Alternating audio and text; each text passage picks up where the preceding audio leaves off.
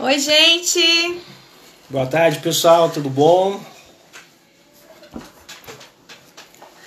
Estamos entrando aqui sem avisar nada, de última hora, porque é no ao vivo mesmo, é assim.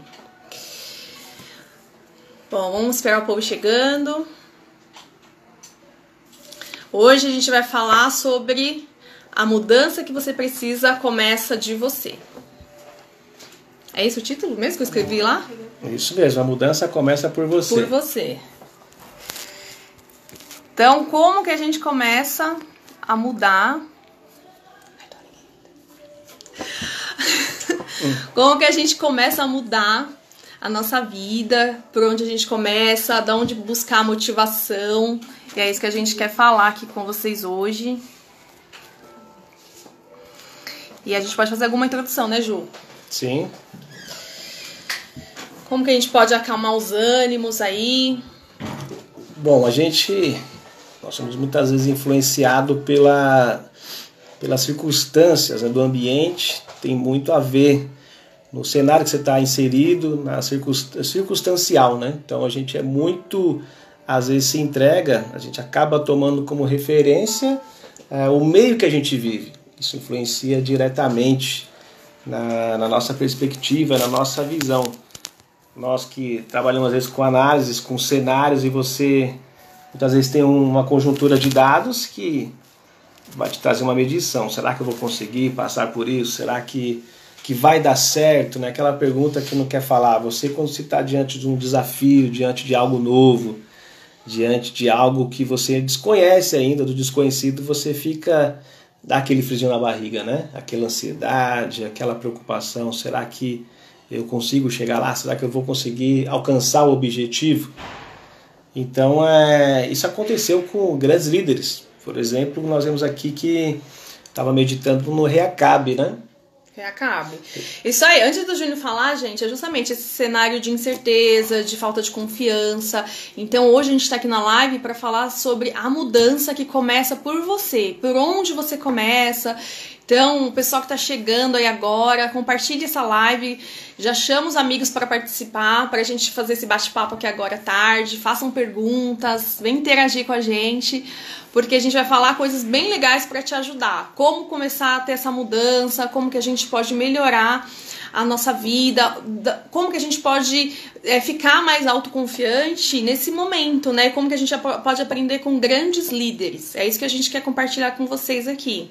Então compartilha a live, convida o pessoal, porque hoje vai ser bem legal. Vamos lá. Então a gente pode aprender com o rei Acabe. Olha só que legal essa história, né? Muito bem. Então o rei Acabe, ele era um rei bem-sucedido, estava em Israel no momento, no seu governo, e ele foi surpreendido, né, com uma ameaça. Você vê que nós vivemos num ambiente de ameaças e oportunidades. Então nós temos que ter essa sensibilidade de observar o cenário, que mesmo às vezes na crise você pode conseguir grandes oportunidades. O rei Acabe era o rei de Israel e ele recebeu uma mensagem do rei da Síria, nada mais nada menos que o maior império da época, a Síria. Tipo, o cara mais poderoso. O cara mais potente que tinha, era um dos maiores impérios da história antiga. E o rei não se deu nem o trabalho de ir lá avisar, conversar com ele pessoalmente. Ele mandou um mensageiro, só vai lá, comunica, fala para Acabe que o melhor do ouro que ele tem, das riquezas, das mulheres, os filhos deles, o melhor de tudo dele é nosso. Só vai e comunica.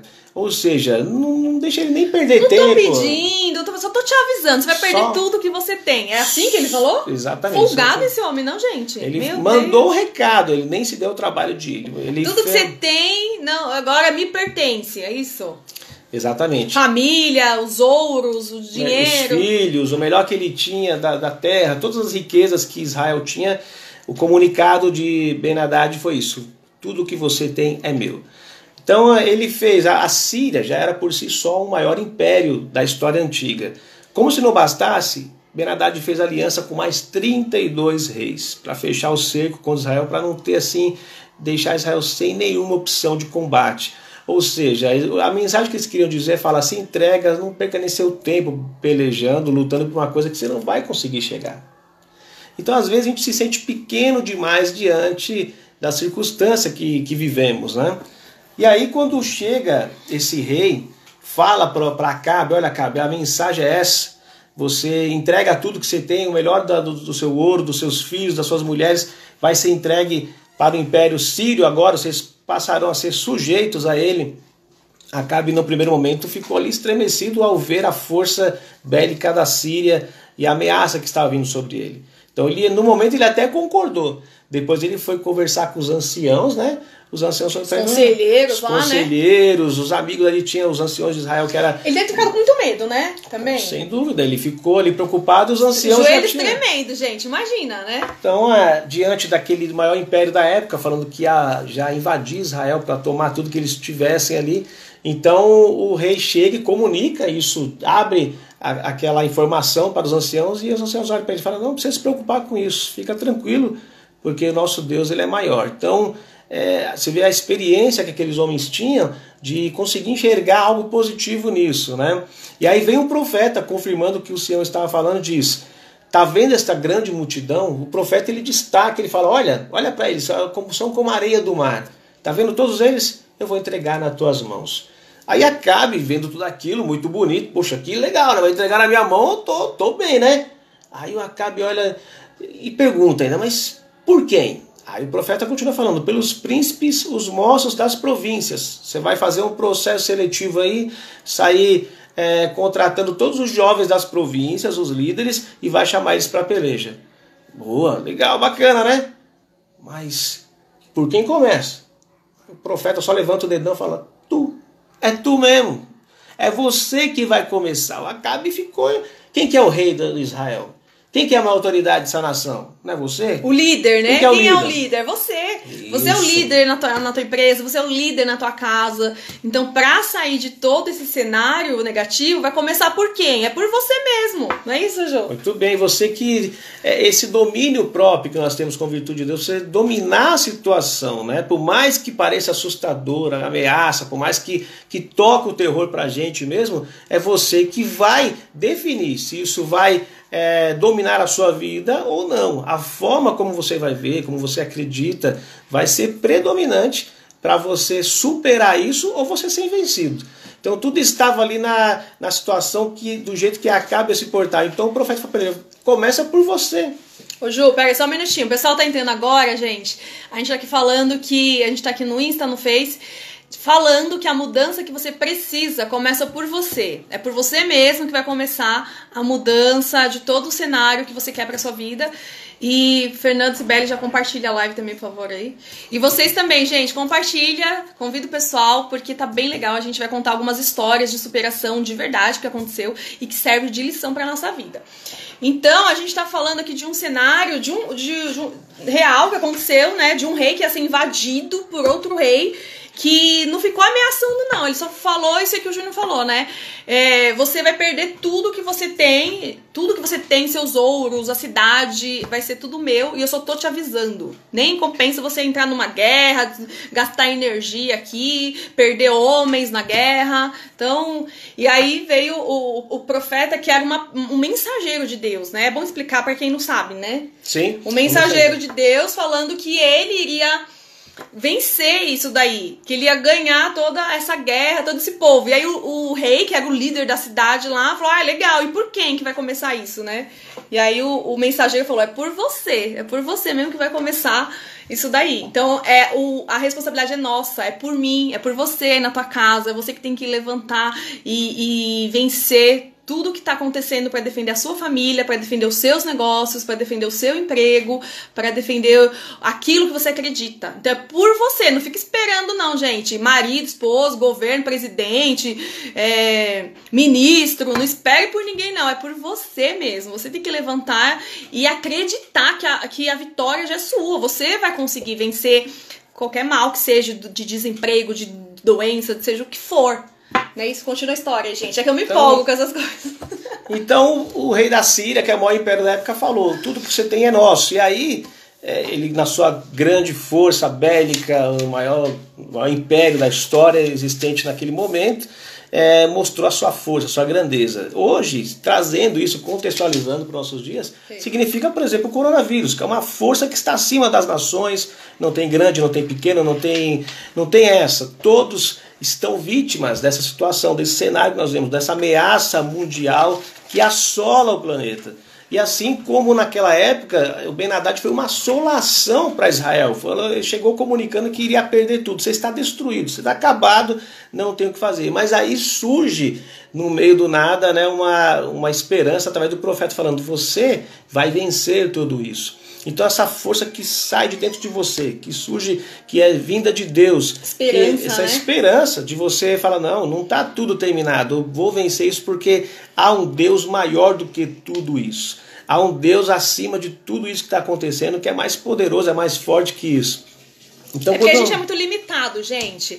A gente é ser humano, a gente é muito limitado. Então a gente precisa dessa força, dessa esperança, porque senão a gente não aguenta, né? A gente olha no prisma da razão, né? A gente compara as situações que nós vemos de acordo com a nossa lógica humana, que é o certo. Mas aí o profeta Isaías escreve lá no capítulo 55 que assim como os céus são mais altos que a terra, assim são os pensamentos de Deus em relação a nós. Nem sempre Deus usa da lógica humana para fazer o seu agir, o seu trabalhar. Deus não trabalha como os humanos trabalham, como a ciência trabalha, como a razão, a lógica humana.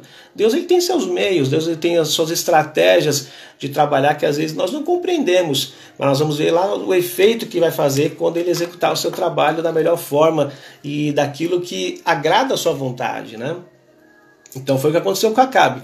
Ali ele chamou os mós das províncias que pareciam aparentemente inexperientes. Então, o que é os jovens das províncias? Significa a força jovem, né? Hoje, nosso país está sendo levantado por essa força jovem. Se você for olhar aí no contexto da prevenção, das pessoas do alto risco, é recomendável realmente que as pessoas de mais idade ficam resguardadas. E a força jovem que está aí, que significa os príncipes de Israel, que vão se levantar, claro que tendo os cuidados, tendo toda aí necessário, né, realmente se cuidando da melhor forma, mas a gente vai dar sequência, né? Então vamos ver, essa quarentena logo vai acabar e aí nós temos um país ainda aí para manter compromissos e nós vamos se levantar com a força de Deus, vai vencer tudo isso, não vai ficar o resto da vida todo mundo confinado, proibido de fazer o que mais gosta, sem poder aproveitar isso tudo que Deus preparou pra gente. Vai passar, né? É uma fase, exatamente, é uma fase e nós vamos vencer isso. E é importante que nós tenhamos essa visão aqui, se nós olharmos aqui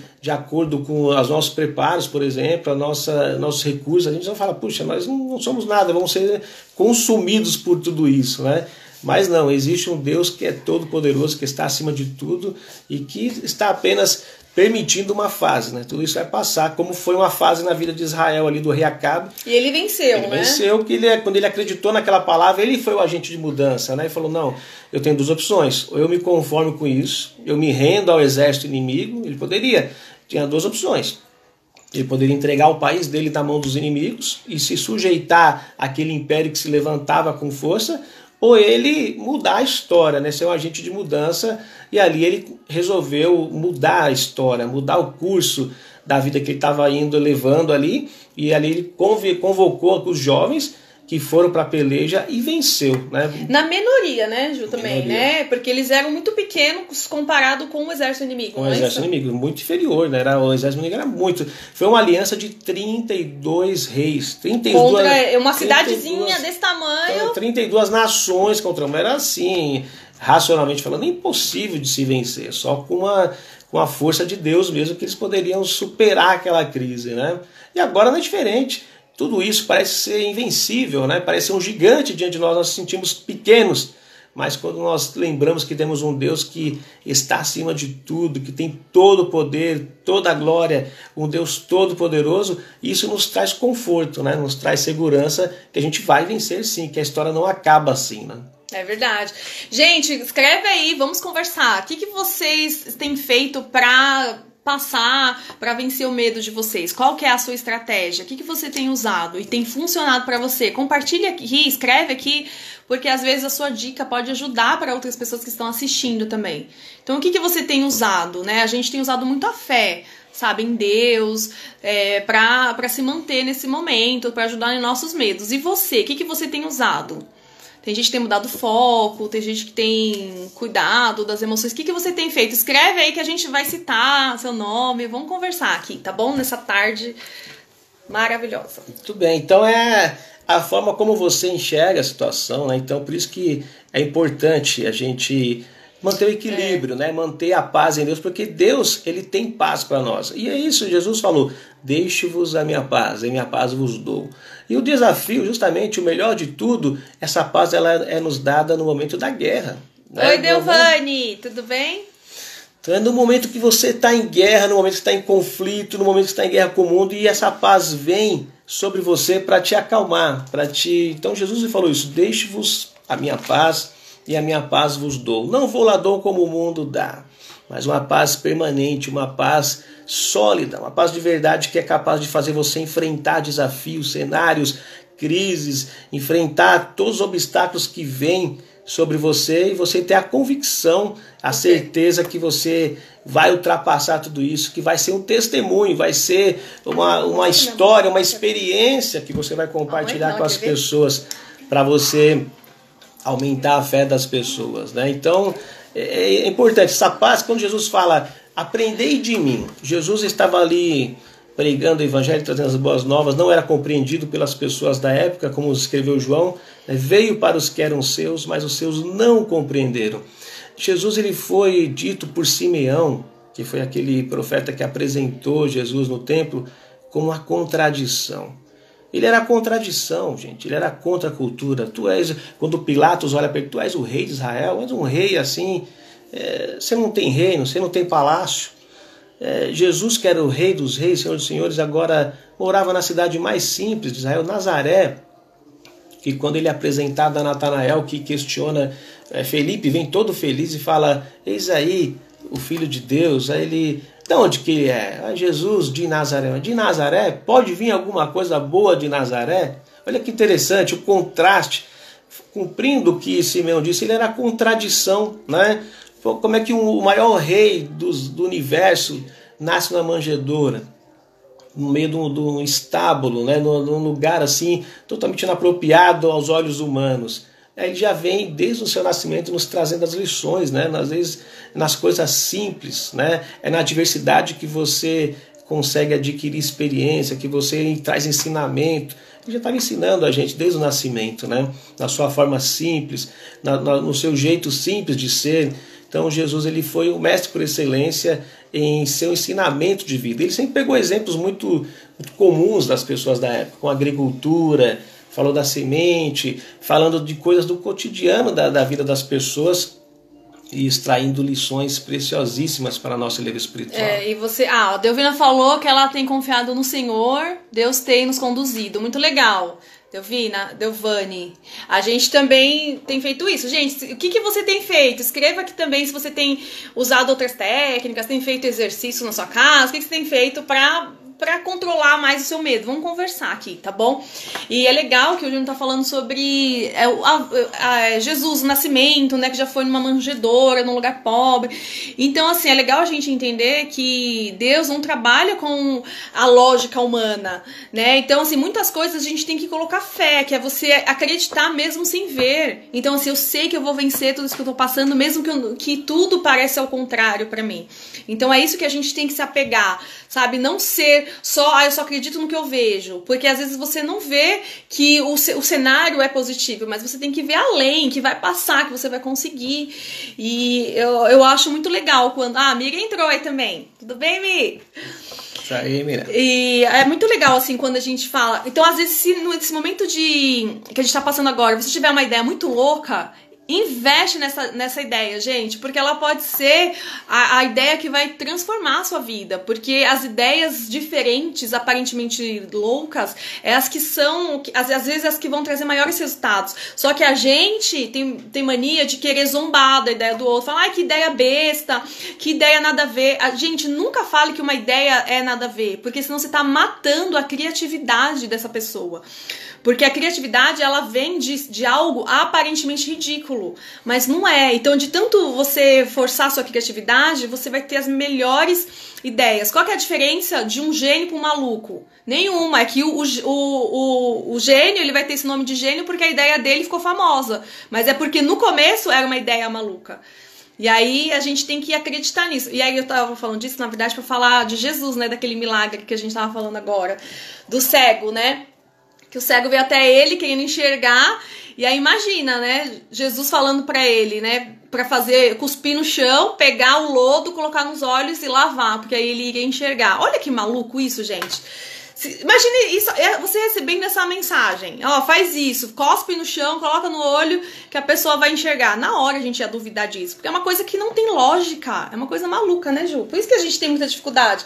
Mas o cara obedeceu e passou a enxergar, porque a lógica de Deus não é a nossa lógica humana. Por isso que a gente tem muita dificuldade de viver o sobrenatural na nossa vida, porque a gente é o primeiro a duvidar. A gente acha que a gente não vai conseguir, que o nosso sonho é impossível demais, que a gente não vai conseguir. A gente olha para as nossas condições.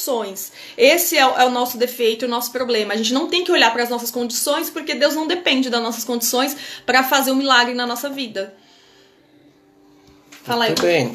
Então, aproveitando que você está falando, às vezes, das pessoas não saber, né? Às vezes há um propósito por Deus na sua vida que as pessoas desconhecem isso. Então, as pessoas que não entendem o seu propósito vão criticar você contra você, vão, às vezes, não entender, às vezes até nem tanto por maldade, às vezes por não saber e desconhecer o tamanho da obra e do propósito que Deus tem na sua vida. Então você pode, por exemplo, nós podemos citar Noé.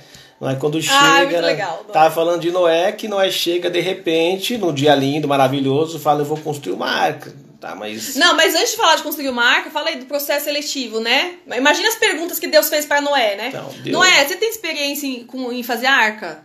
Não, nunca fiz uma arca na minha vida. Você tem experiência com bússola? Sabe onde é norte, sul, leste, oeste? Você tem experiência com fazer barco, alguma coisa? Não. Então tá bom, é você mesmo que eu... Você já foi marceneiro na vida, né? Sabe tirar uma medida, conhece a madeira apropriada para fazer o... Não sei nada. Beleza, é você mesmo que eu quero para construir a arca, tá bom?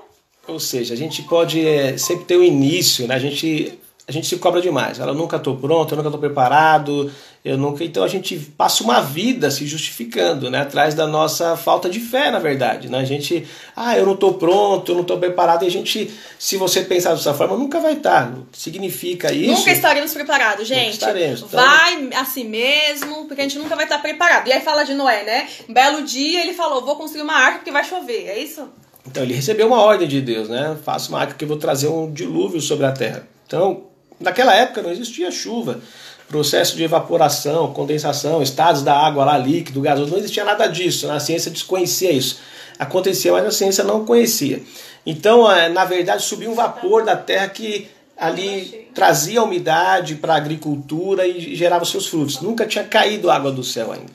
Então, quando Deus faz uma arca e ele começa a construir, então Deus não falou para a família de Noé, Deus não falou para a esposa e nem para os filhos, falou só para ele. Então aí as pessoas, a esposa e os filhos confiariam na palavra de Noé. Então imagina você trazendo para hoje como é que foi os filhos de Noé conviver com as pessoas da época, né? A esposa dele fala, mas o que aconteceu com seu marido? Ele ficou maluco, ele tá batendo uns pregos lá, falando que vai construir um barco gigante. Que vai chover, nunca choveu na vida, nunca gente. Choveu, seu marido nunca tá aconteceu. Louco, imagina essa mulher, né? O que aconteceu com seu marido, mulher? Ele sempre tinha algum indício de alguma coisa? Ela, não, ele estava tudo bem até, mas se ele falou, eu tenho certeza, porque ele ouviu, Deus falou com ele e existe um propósito por trás disso. Então quando você apoia, né, a pessoa naquele propósito de vida, que às vezes as pessoas não conhecem. Então o mundo não conhecia aquele propósito. Então a família de Noé abraçou a causa, confiou e acreditou nas palavras. Gente, cabe um detalhe aqui, né? A família de Noé confiou nele. Será que a sua família confia em você? Será que se você falar, eu vou seguir esse caminho na minha vida para ajudar a nossa família profissional, todo mundo vai te apoiar? Ou todo mundo vai falar assim, meu marido tá louco, minha esposa tá maluca, porque não dá pra confiar. Então, é a nossa credibilidade, né? Será que os filhos confiam em você? Será que seu marido, sua esposa? Então, isso é uma reflexão, né? De confiar, mesmo quando o cara fala um absurdo, nunca choveu naquela época, mas a família acreditou. Então, Noé teve um ponto positivo aí. Pois é, ele teve essa confiança da sua família, né? Eles compraram a causa E já viu aquele ditado que as pessoas falam, né? Você tem a razão e o mundo inteiro está errado? Pois é, foi exatamente isso que aconteceu com Noé. Ele estava certo e o mundo estava errado. Era só o planeta que estava errado e ele batendo na tecla sozinho. É isso mesmo. E a família de Noé tinha que escolher. Eu ouço o mundo ou eu ouço meu pai? Caramba, um dia que Deus me der para ser pai, eu quero ser assim, ter essa moral que Noé teve, cara. Porque, muita moral. Porque ele fala uma coisa, a esposa dele acreditar, não, olha, o mundo tá contra você, meu amor. Mas eu acredito, você tem conhecimento de Deus, você é um homem de Deus. Os filhos olhar para o mundo, talvez sendo bulinado por todo mundo. Imagina, todo mundo tirando sarro, rindo da cara dele, e eles defendendo a ideia, não, se meu pai tá falando, eu conheço meu pai. Meu pai, ele tem... Eu acredito no propósito de Deus na vida do meu pai. Se ele está falando, o mundo está errado, ele está certo. Sabe o que é isso, gente? Eu vejo como duas palavras. Credibilidade, que o cara tinha, e valores. Então, desde pequeno, ele ensinou para os filhos dele. Então, quando chegou essa mensagem, os filhos acreditou na ideia. Né? Agora, às vezes, a gente não tem credibilidade pelos nossos comportamentos, a gente não ensina valores para os filhos desde pequeno, aí num belo dia você quer falar alguma coisa, os seus filhos vazam, vão embora. Por quê? Foi uma vida inteira que você não pregou os valores, você não educou, você deixou para a escola educar, mostrar os valores, sendo que os valores a gente aprende em casa. Olha só essa reflexão, hein? Então, e ele foi um exemplo mesmo, né? Ele passou... aquela imagem, né, aquele homem íntegro, ele tinha uma confiança ali, uma visão muito boa da família, né, que os valores, que a Raquel falou, valores sólidos que a família né? em nenhum momento balançou, né, acreditaram naquilo que ele estava falando, falaram, não, se Deus falou com você, a gente conhece o seu comportamento, você tem um histórico de vida, né? Histórico, isso é bom. Histórico. Ó, a amiga falou assim, tempo de crise é o melhor momento para crescermos. Perfeito, é isso mesmo. É um momento que... O Júnior tava falando sobre mente, né? Então, assim, tudo é um impacto. Na verdade, não é o que te acontece, é como você olha e você lida com aquilo que te acontece. Então, não importa o que está acontecendo, e sim como você vai reagir a isso tudo que está acontecendo. E aí tem um versículo muito legal da mente, né, Ju? Que você vai ler agora? Isso, Isaías. Olha que lindo, gente. Isaías 26, o versículo 3, diz assim, ó. Tu guardarás em perfeita paz aquele cuja mente permanece em ti, porque ele confia em ti. Olha que segredo, gente. Não, destaca a paz, a mente, e ficou muito legal. Poxa, olha só, a sua paz interior, a sua tranquilidade está condicionada naquilo que sua mente está. Aonde está a sua mente? Né? Eu estava vendo a televisão quase agora aí, a mente do mundo inteiro está no cemitério de Vila Formosa, gente. Aquele monte de cova aberta, se a mente estiver ali, meu amigo, estamos lascados. Então as pessoas... Você recebe informações o tempo todo, né? O tempo todo você recebe informações que vão te bombardeando. Aí cabe a você. Você é um receptor, você vai aceitar aquilo, influenciar? Qual a sua forma de ver diante disso? Então aqui está falando, tu conservarás em paz aquele cuja mente está em ti. Então se você estiver com a mente pensando, puxa, vou morrer, tá? O mundo está se acabando, e deixar aquilo dominar a sua vida, poxa, vai acabar o sentido de tudo. Já o quadro de depressão já é altíssimo, as pessoas estão sofrendo com depressão, desesperadas, o que vai ser... Fora o caos social, a dificuldade financeira das empresas, no cenário da atualidade, que realmente é difícil. Mas se eu colocar a mente no pessimismo, se eu colocar a mente naquilo que é ruim, né? É só isso, né? Só vai piorar. Ó, a Li falou resiliência. Isso mesmo, Li. É ter resiliência. O que é resiliência, né? Você sofrer um forte impacto e conseguir passar por isso da mesmo formato que você entrou e sem sofrer danos, né, emocionais falando. E olha só, gente, vamos voltar para esse versículo aqui que ele é maravilhoso. Então, ó, é condicional, não é isso, Ju? Condicional. Eu vou manter você em paz, perfeita paz. Perfeito é perfeito, né? Então, perfeita paz, mas é condicional. É onde minha mente estiver vendo notícias trágicas todo dia? É onde a minha mente está vendo só coisa ruim? Não. É onde a minha mente... quando minha mente está em ti. Em ti quem? Deus. Então, eu tira da sua visão tudo isso, né? Que essa poluição, sabe? Isso é uma poluição, meu, que polui emocional você. Mesmo, né? Um lixo mental. Emocional. E olha, você liga a TV, só foto de cemitério, só contabilizando cova, quem é o próximo, quem tá a senha. Para com isso, meu amigo. A vida é muito mais que isso. Não precisa ter esse medo, esse receio. Gente, se ficar colocando pilhada, você não vai morrer nem de corona, vai morrer do coração, de susto, de depressão, porque, sabe, esse lixo emocional que as pessoas vêm entupindo a nossa vida. Então você é o gestor disso, da sua emoção. O gestor emocional da sua vida. Quem manda é você. Ó, o Regis entrou agora. Beijo, Regis. Regis, tá, ó, o Bruno ali, meu grande parceiro de trabalho. Abraço, Bruno. Você tem que olhar pros dois. Tá o Bruno, Silvana, tá o Regis aí, ó. E aí, meu cunhado? Salve, salve. Tudo bem, meu querido? Gente, a gente tá falando que a mudança que você busca começa de você. Então aproveita, já compartilha a live, chama o pessoal para assistir, que a gente tá falando sobre coisas boas, porque coisa ruim já tem demais na televisão, tá? Então a gente tá aqui pra falar de coisas boas. E a gente tá falando desse versículo que tá em Isaías, vocês podem ler lá depois. 26 o quê, Ju? 26:3. 26:3. Que a paz que você quer pra sua vida, você encontra em Deus. A perfeita paz cuja mente está em Deus. Então, se sua mente não está em Deus, seus pensamentos não estão em Deus, você vai ficar desesperado. Mas se você confia em Deus, você vai ter paz. E aí entra naquele... Paulo já falou isso também, né? Tudo que é bom, tudo que é honesto, tudo que é justo, tudo que é agradável, pensa nisso. Pensa nisso. Cara, não fica pensando nos cemitérios aí, quem é o próximo. Tudo que é bom, tudo que é gostoso, que te traz paz, que te traz esperança, é nisso que você tem que pensar. Se sua mente fugiu pensando em coisas ruins, direciona ela. Ó, o caminho é isso aqui. Não vamos pensar coisa ruim, não. Vamos pensar em coisas boas, quais são os planos, começa a escrever os planos que você quer, o que você vai começar a fazer depois da crise, do Covid, por onde você vai começar, quais são os seus sonhos. Não olhe para as suas condições, você não precisa delas, você precisa ter fé, ter um alvo, ter um planejamento. É olhando lá na frente que você vai conseguir sair. Não fica vendo, eu não tenho dinheiro, não tenho pessoas. Não importa o que você tem. Deus não depende daquilo que você tem pra te dar aquilo que você precisa. Nossa, ficou até bonita a frase agora. Tá vendo? Então é isso mesmo, né? Que a Raquel falando é interessante. A crise, às vezes, ela gera inúmeras oportunidades, né? Com certeza o mundo não será mais o mesmo. Não será mais. Depois que passar essa fase, as coisas...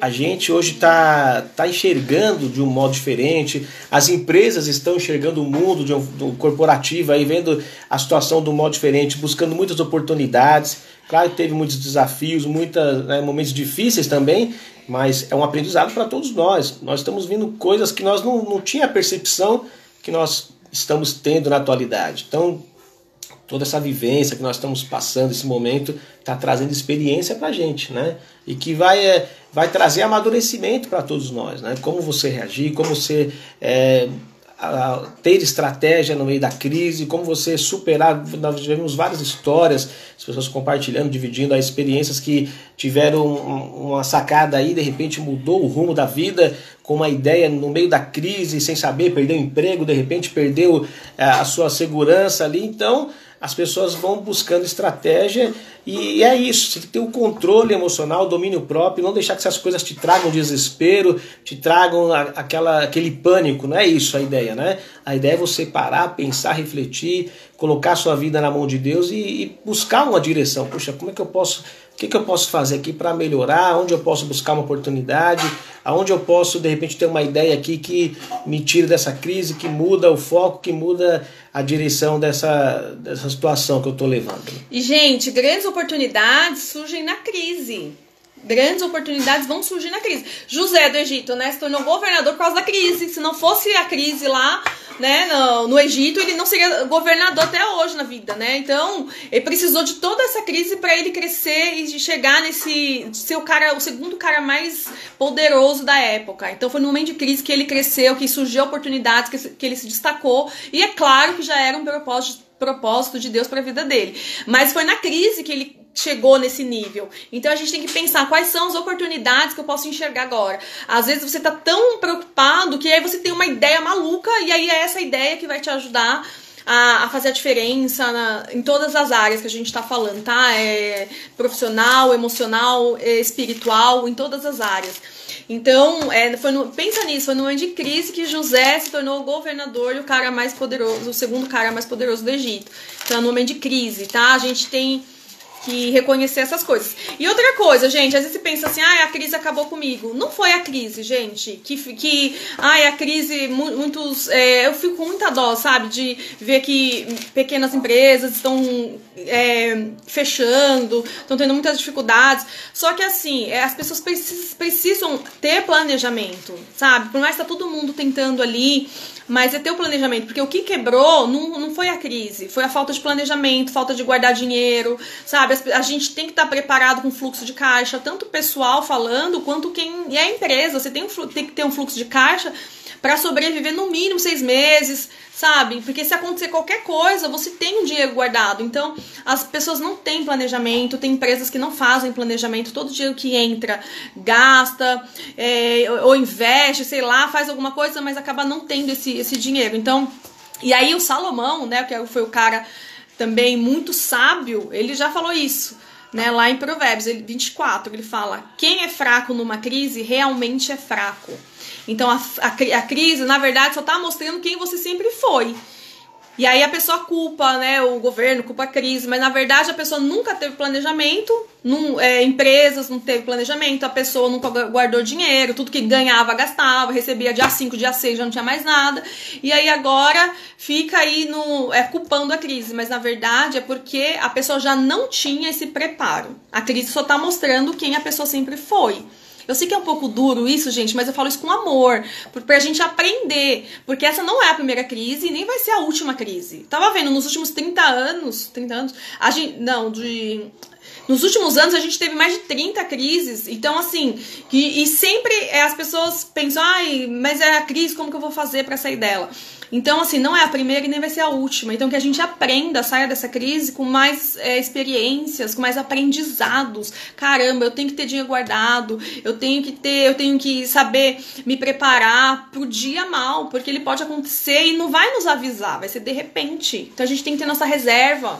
É interessante isso que você está falando, porque nos faz refletir que todos nós erramos, né? Quem não errou, tira a primeira pedra. Todos nós já erramos muito na vida, a gente já deu muita cabeçada, então muitas vezes, nosso país não tem uma cultura que traz para nós uma gestão financeira, nós não aprendemos na escola. Deveria aprender na escola, isso aí. Ou seja, nós não somos treinados para isso, isso é verdade. O país não foi treinado e condicionado para isso.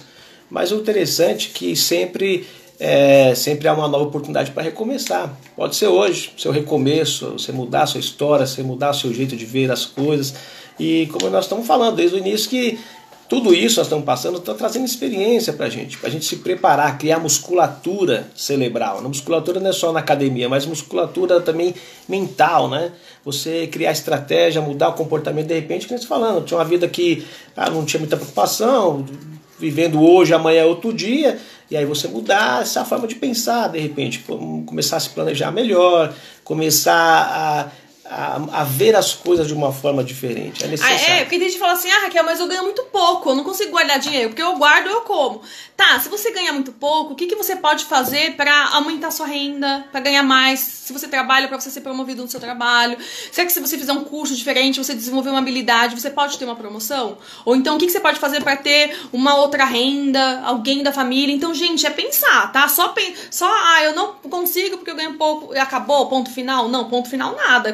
Continua essa história aí. Vamos escrever capítulos incríveis. Quando tudo equilibrar novamente, você não esquecer disso, né? Retirar lições de aprendizado. Puxa, nós passamos um momento difícil no país aí, o país inteiro ficou numa situação complicada, e aí como nós vamos se defender na situação dessa, né? Então, com certeza vai deixar um aprendizado pra gente, a forma de ver a vida, de se preparar para as circunstâncias, de se planejar melhor, de repente de ver, aproveitar as oportunidades que estão à nossa volta, da melhor forma, fazendo dos recursos que nós temos o uso mais racional, entendeu? Abrir mão de certas coisas que de repente não te traz um benefício, só te recompensas a curto prazo, mas lá na frente vão pesar. Então tudo isso a gente vai aprendendo a forma de ver a vida, né? Vamos crescendo, vamos aprendendo.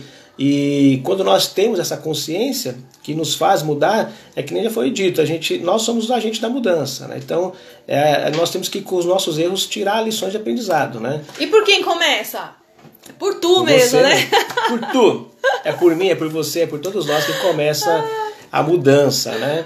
Então é que eu estou falando, eu ficar culpando um, culpando o outro, a situação, o cenário, isso não vai mudar nada, né? Só vai mudar quando eu, puxa, o que eu posso melhorar? Onde eu posso, de repente, aprimorar meu conhecimento, melhorar minha, né, de repente, profissionalmente, algum curso profissionalizante, eu posso, de repente, conseguir até um curso grátis, conseguir até uma oportunidade de melhorar a minha vida. Em todos os aspectos, né, no aspecto também, nós erramos por falta de conhecimento. A palavra foi Jesus que disse, errais por não conhecer as Escrituras e nem o poder de Deus. Então, os maiores erros da nossa vida, às vezes, é por desconhecimento. A gente sofre porque a gente não tem conhecimento. Que se a gente tivesse, não sofria. Por que você sofre emocionalmente? Porque você não tem conhecimento de como lidar.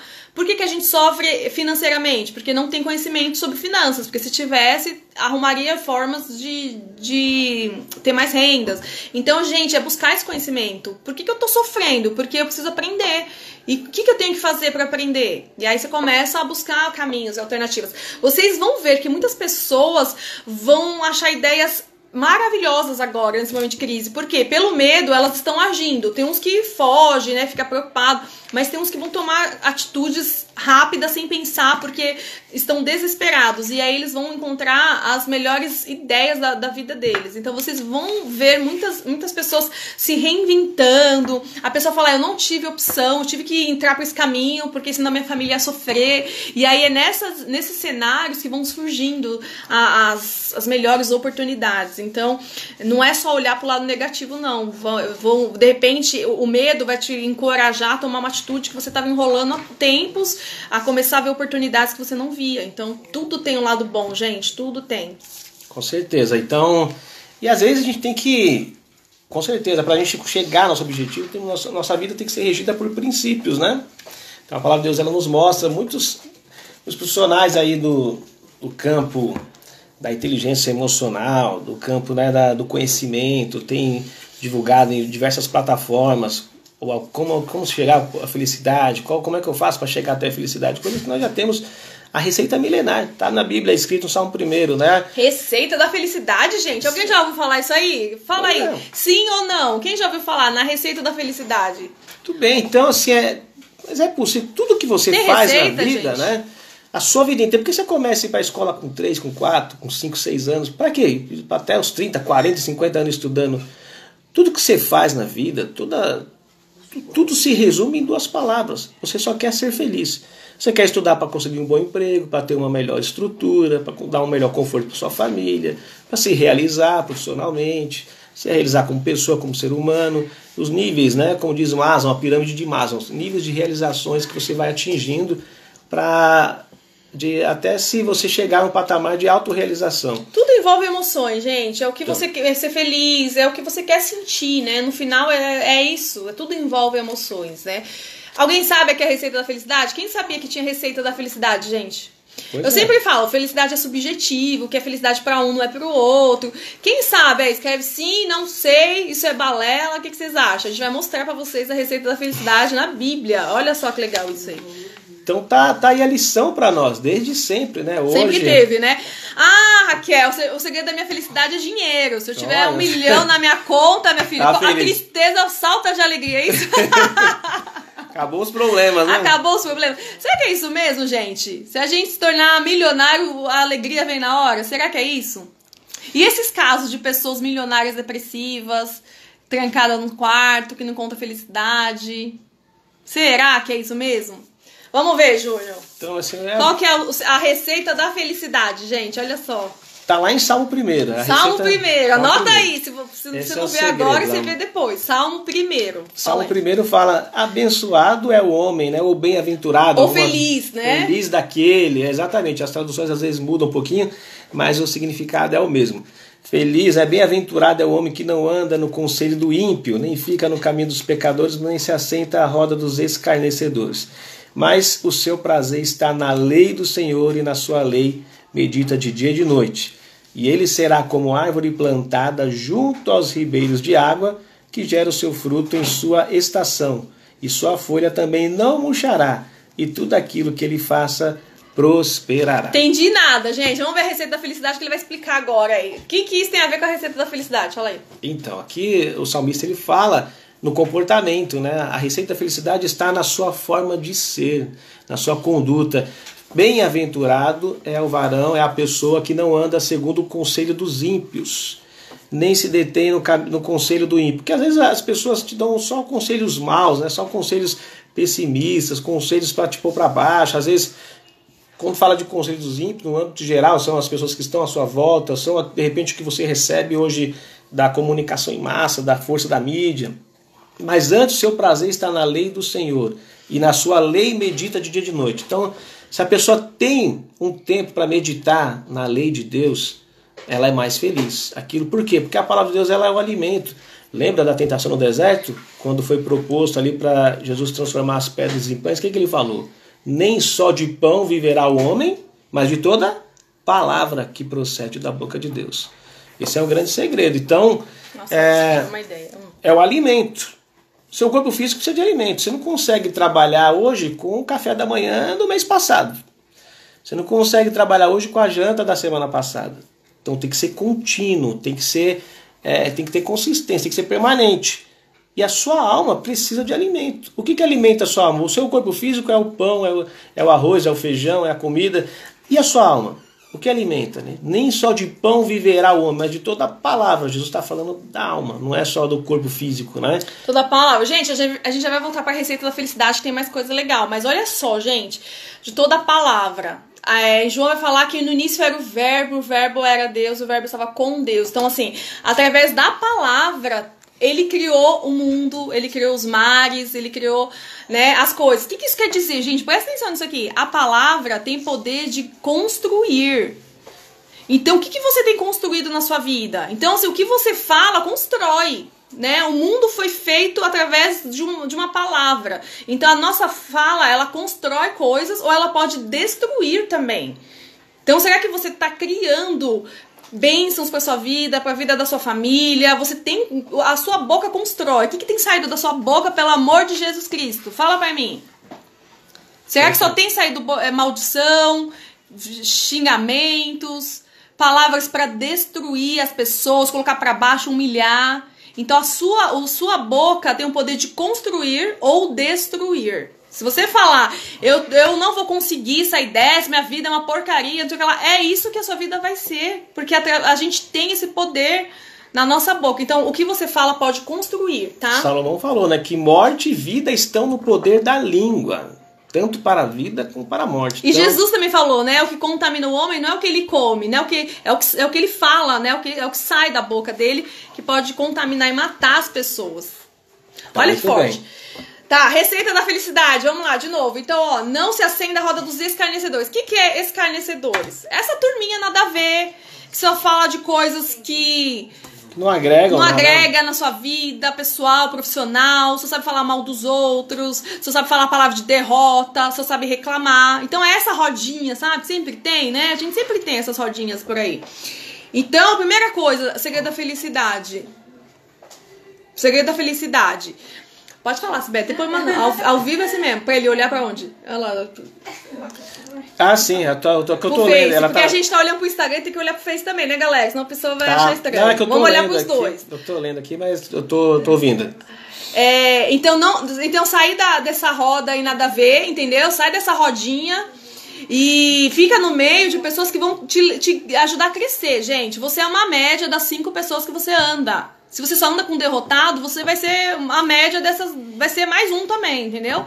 Então começa a ver isso aí. Então, sair da roda do povo nada a ver.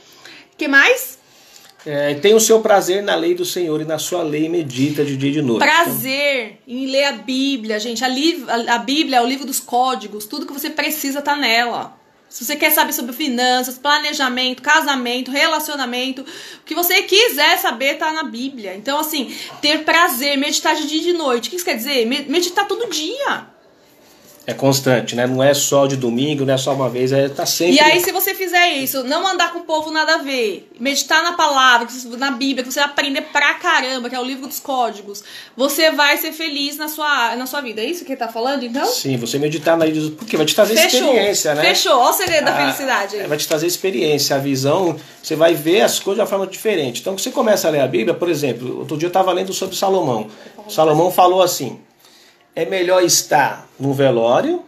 Isso é Salomão, o maior rei de Israel. É melhor estar no velório do que numa festa. O fim é o melhor que o começo. Olha só o que Salomão fala. Fala aí da festa. Como é que o maior rei de Israel, se tem alguém que tem experiência... Melhor estar no velório, os caras nada a ver, né? O negócio é beber, tomar todas numa festa. É isso, gente?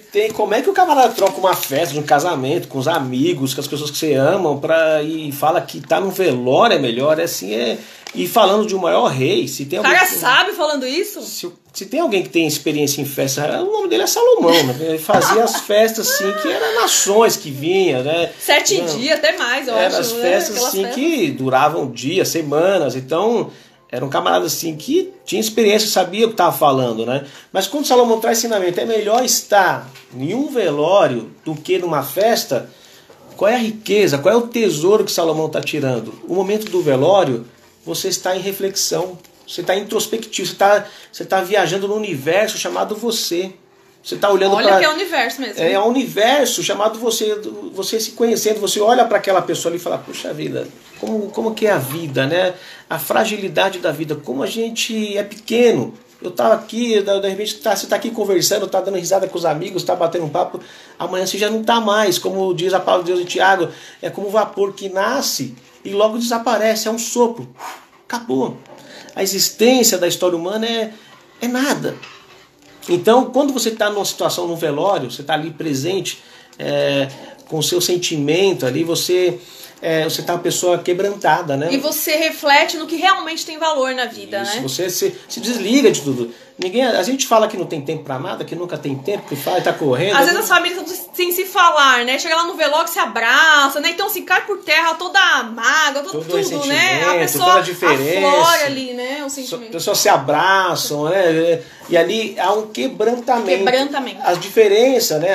Aquelas briguinhas da família, do dia a dia, tudo é nada, né? Cai por terra e você tá ali quebrantado, né? Diante daquela situação, você fica ali com o coração quebrantado. E era isso que o rei estava tirando, esse tesouro do quebrantamento, né, da reflexão, de você olhar para dentro de si e perceber quanto pequeno nós somos, né, quão significante diante dos desafios da vida, né? Então é esse tesouro, esse momento que Salomão pega. E numa festa, quando eu estou na festa, você está no oba-oba, você não está nem aí com nada, você está, eu quero curtir, quero aproveitar o melhor da festa. Então a mente está em outra vibe, né? Não está aquela coisa de ir no velório, não. Você está totalmente em reflexão, você está ali, quebrantamento, está mais sensível, digamos, né, aos acontecimentos. Então é esse tesouro que o Salomão tinha. E ele falou também, gente, o fim é melhor que o começo. Então, tudo se vai, né, Caio? Um beijo, meu lindo. Hoje foi aniversário dele essa semana. Um beijo, viu? Te amo.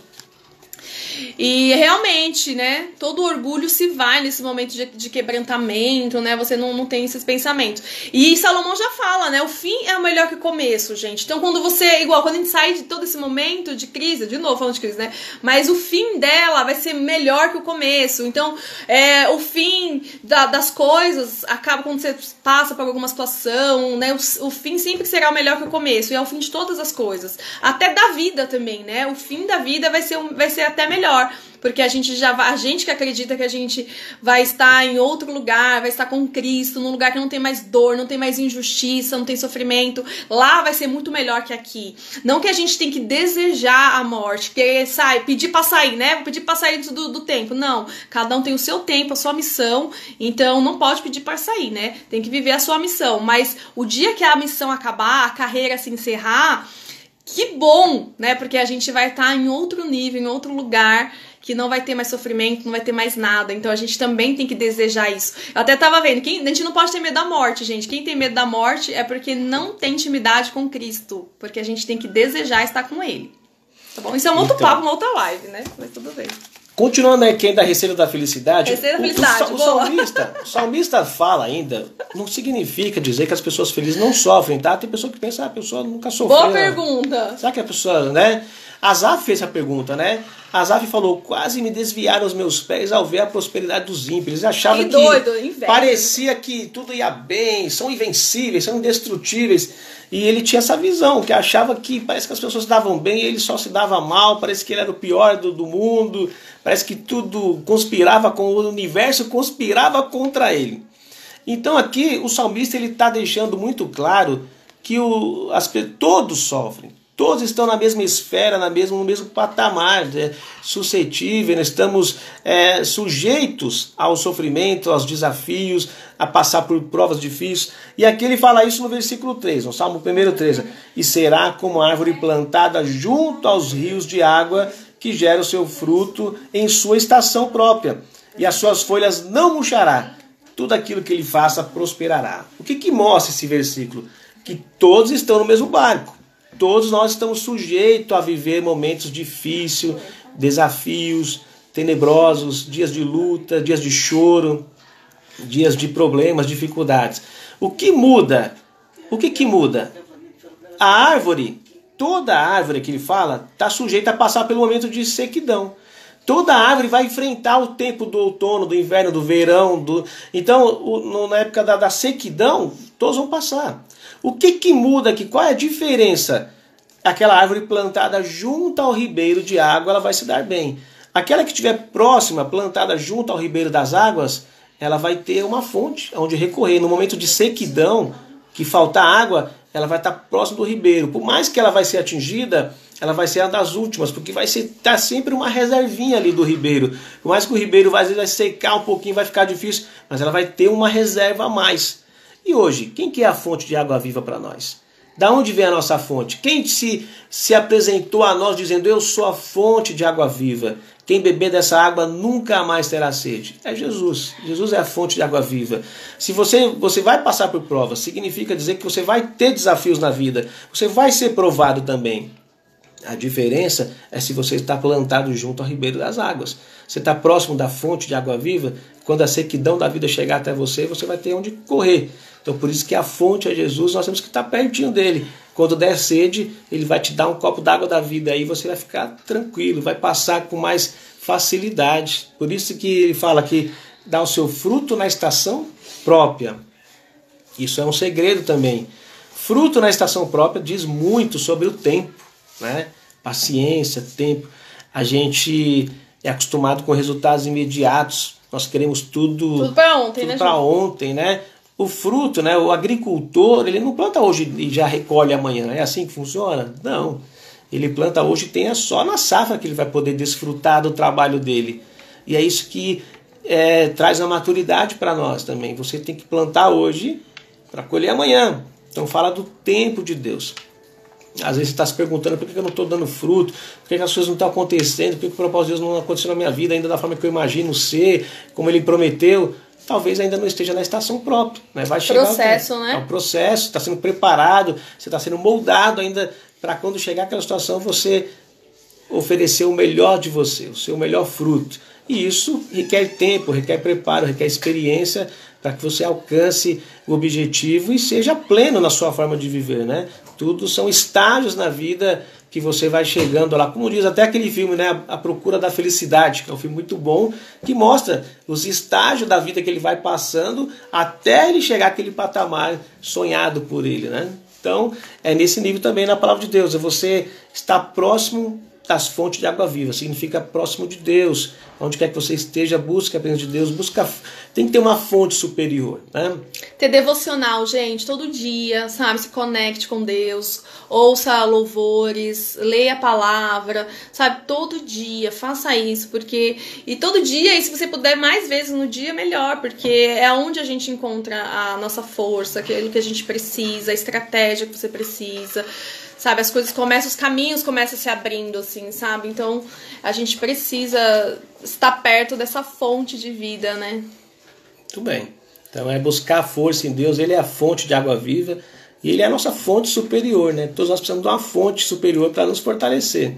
Então essa fonte é que nós buscamos força, buscamos energia, é Ele que nos capacita, é Ele que nos dá a sua graça infinita para que nós possamos continuar e acreditar que nós vamos vencer, né? Que tudo vai dar certo, né?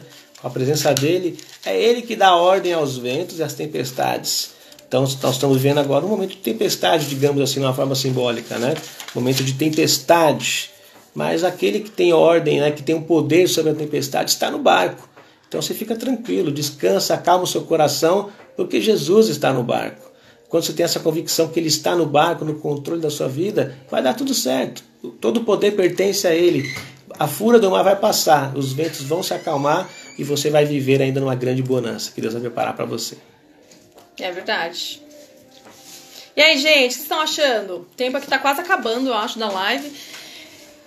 Vocês têm alguma pergunta? O que vocês estão achando aí?